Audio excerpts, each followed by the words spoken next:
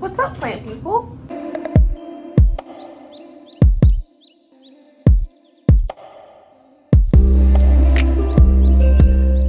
Hey guys, I am so excited to film today's video. I am going to be talking about one of my favorite common plants, and that is a Golden Pothos. And it also has a nickname of Devil's Ivy, but it's more commonly known as Golden Pothos. I know she looks a little she looks a little rough right now. Oh god. But she's just sweetie.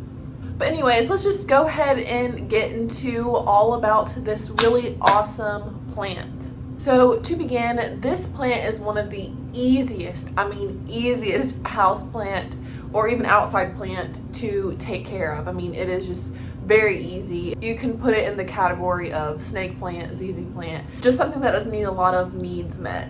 So I did research this beforehand, so if you see me looking down, I'm just looking at my facts, but this plant is native to Southeastern Asia, and personally I've seen it most commonly in the USA and the southern parts of the country, such as Florida or really down south on the coast along Mississippi and Alabama, Louisiana, stuff like that. I was trying to think of the map. So basically this plant thrives in humid, warm conditions. This plant is also a vining plant, so it climbs. It has aerial roots that will allow it to climb the wall or whatever surface it's near. So that is a really sought after thing in home decor to add some texture and height to the room. This is also one of the plants that helps purify toxins in the air. So a couple of more commonly known toxins that it helps eliminate is formaldehyde, benzene, carbon monoxide, and there's other ones that I couldn't really pronounce, but if you research it, there's tons of different toxins that plant helps cancel or purify. As far as the light requirement for this plant, I'm telling you, it can literally withstand anything. Low light, bright light, it'll be all right. That kind of rhymes. However, personally, I have found that it works best in bright light that's indirect. So you can't have the light like directly on the leaves, but it can be outside on your porch or underneath a shaded tree. And then it loves having humid conditions, so perhaps if it's in your home, it would thrive better in your bathroom compared to your bedroom. So as far as watering this plant, it really depends on where it's placed in the home. If it's getting lots of light, you're going to need to water it more frequently. Less light is less frequently. But a tip to know if it needs watering is if your leaves start to droop and you stick your finger in the soil and it's dry, then it's time to water. However, if your leaves are starting to droop and you stick your finger in the soil and it's still wet, it means you're overwatering and you should probably move it to a sunlit area to help it dry out, so that way you don't develop any fungus gnats.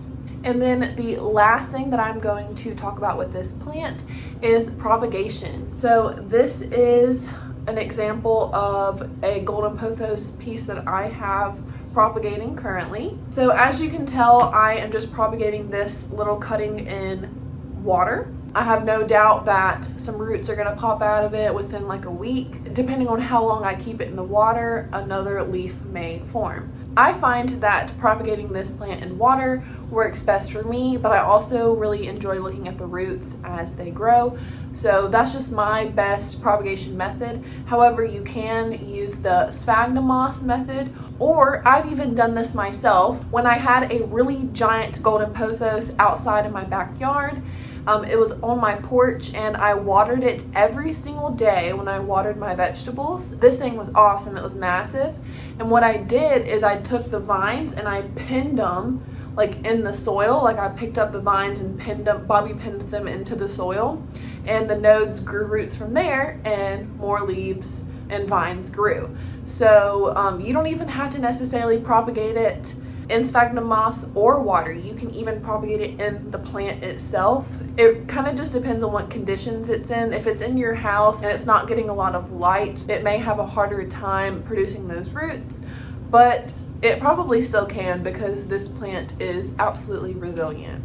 So this is my Golden Pothos. It actually has a couple different plants combined in it.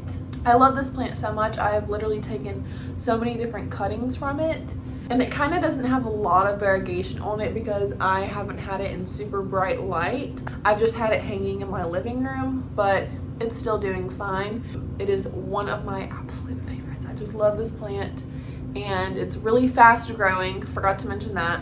Very fast growing, and does wonderful in the spring and summer months. If you guys liked this video, please give it a thumbs up. I love my plant school series. The next plant that I'm thinking about doing is an oxalis or a sensitive plant because I know quite a bit about both of those, so we will see. But if you guys want to, hit that subscribe button, comment anything down below that you'd like to, and I hope that everyone is having a wonderful day, and I will see you in my next video. Bye guys.